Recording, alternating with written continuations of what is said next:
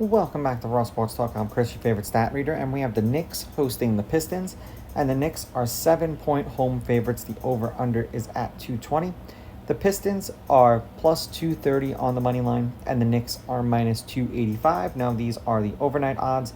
They're going to change the closer we get to tip-off tomorrow. They've played 4 times this season, and it went from the Knicks being able to just steamroll the Pistons to this year they're 1-3 against them. The Knicks did win the first game they played against each other, 128-98 in Detroit, and then the Pistons won the next 3, 120-111, 124-119. Both of those games were in New York, and then 115-106 in Detroit.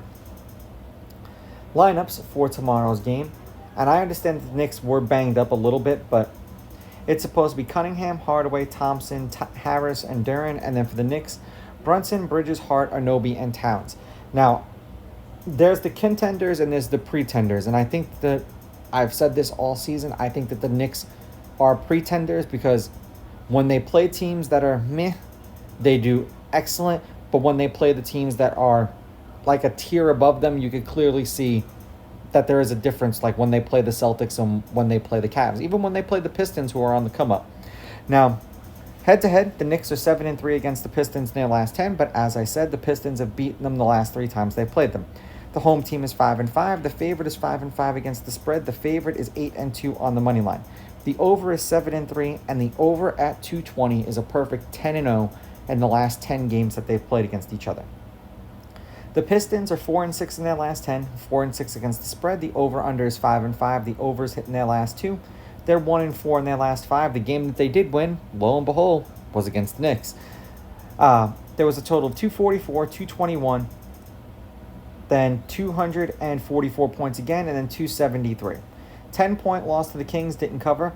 9-point win over the Knicks, they covered. 6-point loss to the Bucks, didn't cover. 7-point loss to the Bucks, didn't cover.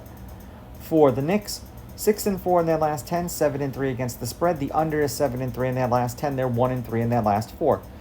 236, 221, 210, and then 218. 2-point loss to the Celtics. Didn't cover. They did cover. At one point, the Knicks were actually the favorite in that game. So, then a 9-point loss to the Pistons. They didn't cover. 6-point loss to the Cavs. Didn't cover.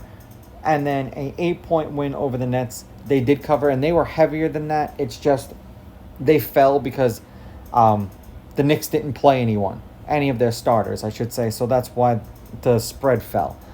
I don't trust the Knicks.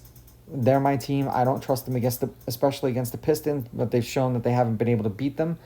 So I'll take the Pistons on the money line. I will take the Pistons getting the points, and I'm going to follow suit that when they play each other, the game does go over 220 points, so I'm going to lean over. Now, these are just my picks. If you disagree, please go with your gut, and please bet responsibly.